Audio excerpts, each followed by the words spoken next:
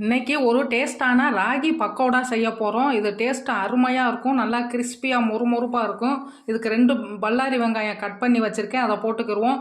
3 பூண்டு பல் தட்டி வச்சுருக்கேன், இஞ்சி 1 பீஸ் தட்டி வச்சுருக்கேன், கறிவேப்பிலை கொஞ்சம், 1 ஸ்பூன் சோம்பு எல்லாத்தையும் போட்டுவிட்டு, 1/2 ஸ்பூன் கல்லுப்பு போட்டுவிட்டு, 1 ஸ்பூன் மிளகாய்த்தூள் போட்டுவிட்டு, ஒரு 1/4 ஸ்பூன் பெருங்காயத்தூள் போட்டுவிட்டு நல்லா இதை பிசைஞ்சிக்கிடுவோம். ஃபஸ்ட்டு நல்லா அந்த வெங்காயத்துலேருந்து தண்ணி விட்டு வரும். நல்லா அந்த மாதிரி பிசைஞ்சு எடுத்தோம்னா உதிரி உதிரியாக வரும். அதுக்கப்புறமா ராகி மாவு 1.5 கப் எடுத்திருக்கேன், அதை கொஞ்சம் கொஞ்சமாக போட்டு பிசைஞ்சு எடுத்துருவோம்.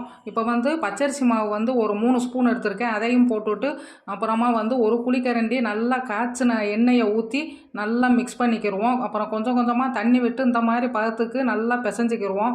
பிசைஞ்சிட்டு எண்ணெய் காஞ்ச பிறகு அதில் போட்டு கொஞ்சம் கொஞ்சமாக நசுக்கி விட்டு போட்டோம்னா சுவையான பக்கோடா ரெடி ஆயிடுச்சு. இந்த மாதிரி பிரட்டி விட்டுட்டு அப்படியே வேக விட்ட பிறகு எடுத்தோம்னா டேஸ்டான பக்கோடா ரெடி.